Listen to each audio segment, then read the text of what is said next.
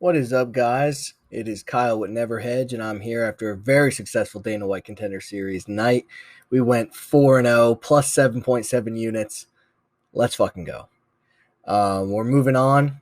We have a big weekend full of college football, NFL, and more importantly, Bellator MMA has a huge card featuring Phil Davis, Yoel Romero. We also have a Gracie on the card. It's going to be an awesome card, followed by a UFC fight night.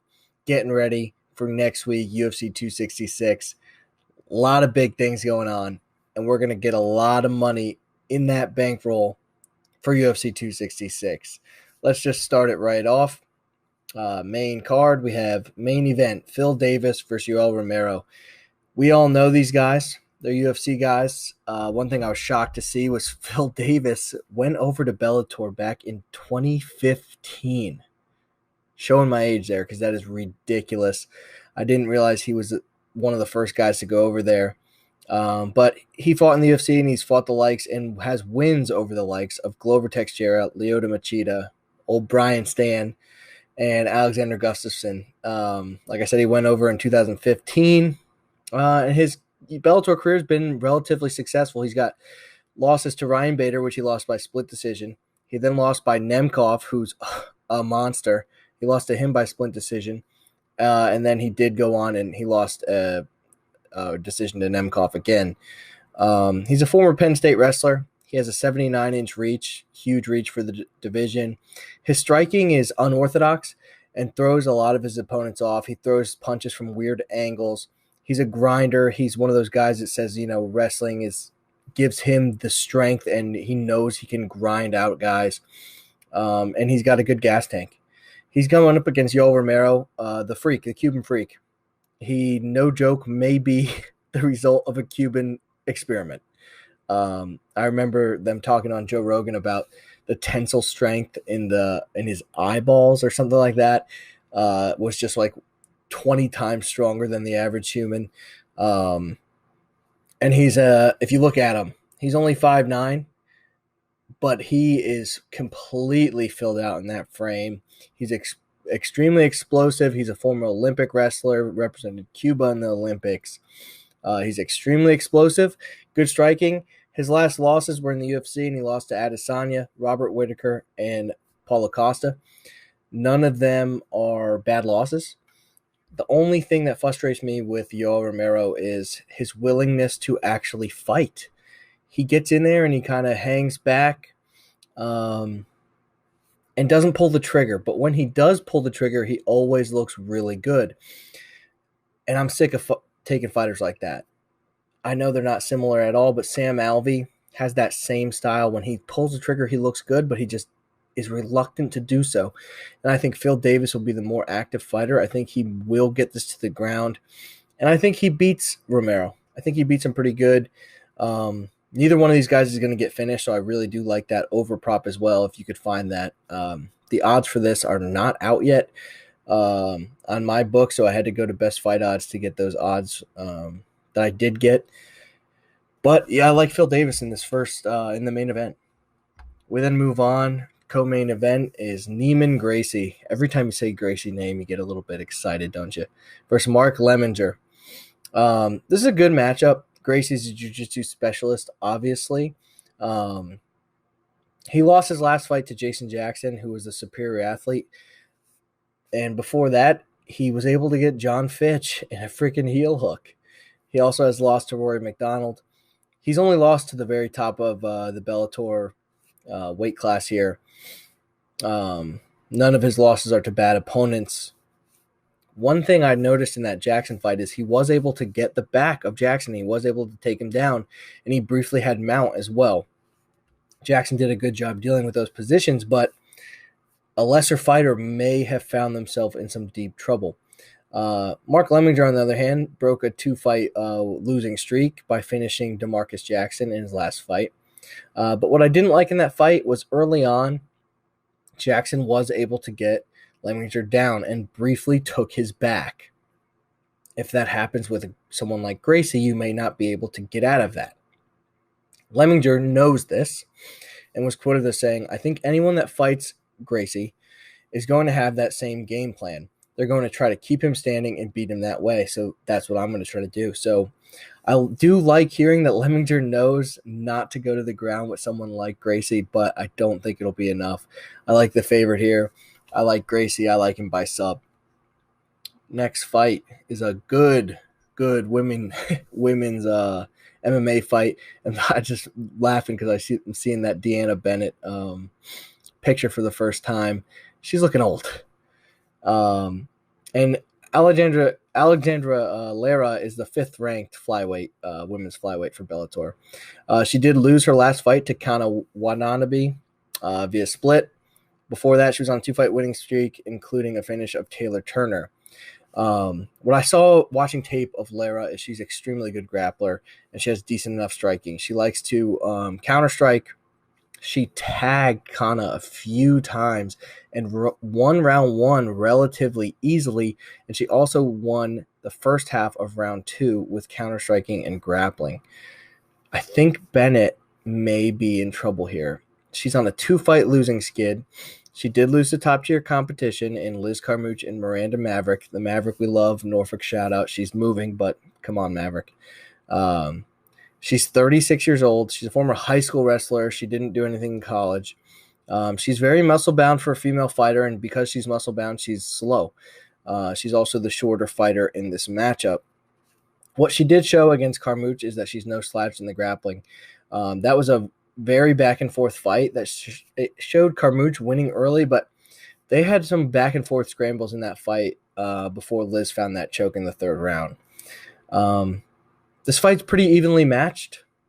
I think Lara will be the fresher fighter. I think she's the faster fighter. I think she has better takedowns, and she's definitely better on the feet.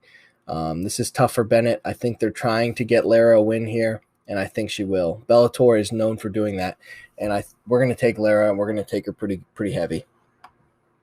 Next fight, Georgi Karakhanyan versus Saul Rogers. So Georgi's 36-year-old Russian fighter. He's been around forever. He's on a 2-fight winning streak. Before that, he lost a split to Miles Jury, which was a very exciting fight. So Georgi, he made a name for himself at featherweight, he was better suited there.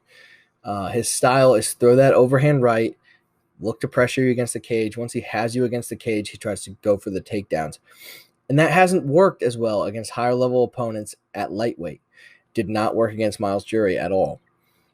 Saul Rogers is 2-2 in his Bellator career, and he's coming off a 2nd-round rear naked choke loss to Mads Burnell, who's a fucking monster. Saul Rogers was a previous contestant on Tough and was the favorite to win before visa issues. He's coming over from England had made him pull out. He was replaced by Ryan Hall, but he did beat the likes of Billy Q and Ryan Hall on that season of Tough. Thing I liked hearing was when Burnell talked about that fight he had with Saul Rogers, he stated that fighting Rogers was like fighting The Rock from the Fast and Furious movies. He was that strong. I think in this matchup, the younger fighter is going to win. Georgi is not going to be able to outmuscle Saul Rogers. Rogers will be able to outmuscle Georgi. It's going to be a closely contested fight. Georgi is no easy out for anybody. I think I'm going to stay away, not bet it, but I am leaning Rogers in this fight. Next fight, we have a very heavy favorite in Christian Edwards versus Ben Parrish. This fight was supposed to happen a couple different times. Edwards had a weird heart condition. It's not necessarily a condition. It's from weight cutting. He cut too much weight and it gave him a little bit of a regular heartbeat. He was not cleared to fight. This can happen. It has not been a problem since. He actually weighed 202 pounds, I'm pretty sure, when that happened. I don't know what went on with that weight cut. But he's really tall for the division. He's 6'5", and he's a training partner to John Jones. He's extremely athletic, has a huge reach at 78.5 inches, and will have a huge reach advantage in this fight against the 6-foot Ben Parrish. He showed some restraint in his last fight. Before that, he kind of always was looking for the finish. Does throw power strikes, but he showed restraint and played it safe. He played it like John Jones. It looked like a John Jones fight. and he has a similar body style to John Jones at 205. Parrish, on the other hand, is 4-1, and he's coming off his first professional loss, and it was via disgusting leg break. He throws very hard kicks. It kind of reminded me of like Chris Weidman. He throws really hard kicks, and he connected just right and broke his own leg. It'll be interesting if Parrish utilizes those kicks going forward. This is his first fight coming back from that. Parrish doesn't look all that imposing when he gets in the ring. He has a lot of loose skin, and if you look at his Instagram, he talks about his weight loss journey coming down from what he says is 280, but how he looks, it looks like he may have been even bigger than that. So to get down to 205, and I think he even fought at 185 at some point, is pretty impressive.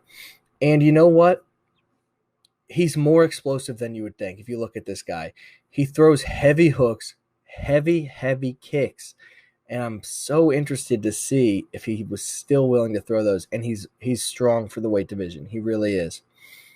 The problem is he's fighting a great prospect in Edwards, and I don't see Edwards losing any part of this fight. He's a huge favorite. It's not worth betting. You could throw him in some parlays, but besides that, we'll be staying away. If you could find props on it, look for a finish. I think Edwards is that good. That brings us to the prelims. If I could find them on here. I'm not used to this Bellator website here. Let's see. Let's see if we could find it. Go to events. Bellator website, even though I'm having a little bit of trouble, it is good. The UFC's website is even harder to navigate than this one is. So here we go. Prelims. A lot of these prelims, by the way, are guys who are debuting fighters, and so I didn't touch them. There's no sense in betting on a debuting fighter.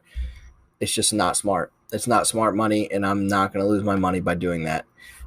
Here's one that I did handicap, and that is Grant Neal versus Alex Polizzi. This is a great fight. Neal's undefeated and is a huge prospect here at light heavyweight. He's a problem. He beat Maurice Jackson right after Jackson beat Melvin Gillard, and he beat Tyree Fortune, another undefeated prospect, and he beat him by a rear naked choke in round one. He's strong as shit and has been seen suplexing opponents with ease. Polizzi, on the other hand, is 8-1, has some really good wins. He's a grappler by trade. He last won by armbar. He beat Rafael Carvalho. And this is his last fight on his contract, and he has stated that he wants to take this to the ground with Grant Neal. He doesn't want to stand and strike. He's willing to make it exciting. The problem is, I heard Alex Polizzi say that his strength is going to be the difference in this fight, and he's just not going to be stronger than Grant Neal. Don't get it twisted. I don't like fighters who have illusions like that. Grant Neal will be the stronger guy. I see him being the better striker, and I see him throwing Alex Polizzi all over this mat and probably getting the finish. Love Grant Neal. Another one, former UFC fighter Khalid Murtazilev is now in Bellator, and that is because he got caught with he got hit with the 2-year suspension from USADA. He destroyed CB Dalloway, and that's right when he got caught. So the UFC cut him. 2 years later, he came back against Fabio Aguilar. Looked great. He's one of those Russian killers. He's a problem. He's so good. He's coming against Anthony Adams. He lost in the Contender Series to Impa in 2020, and he's since had some hard times with this with COVID. He had 4 fights fall through. He's got good power and likes to stand and bang, but he's pretty slow, and he does gas. That's one thing I noticed. He's going against this Russian killer who will gas you out. Khalid's going to crush this guy. He's going to get the finish. Look for the under. Look for Khalid by knockout. Look for him by sub. This is not going the distance. Khalid's a beast. And that's the last fight that we handicapped on here. There are some fighters I'm looking forward to seeing. I'm excited to see Bobby Serrano I'm excited to see Edwin De Los Santos and Jesse Delgado. All guys that I think can be future, up. They could be up there. They could be contenders in this Bellator roster. Looking forward to it. The official picks, if you were wondering, official bets are Phil Davis, -132, bet 1.32 units to win 1. We're taking Lara, -167, bet 1.67 units to win 1. We're parlaying Grant Neal. We're going to take Grant Neal straight up, -200, bet 4 units to win 2.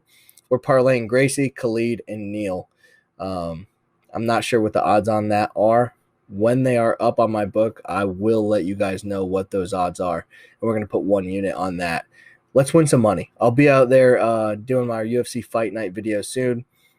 Let's go, guys.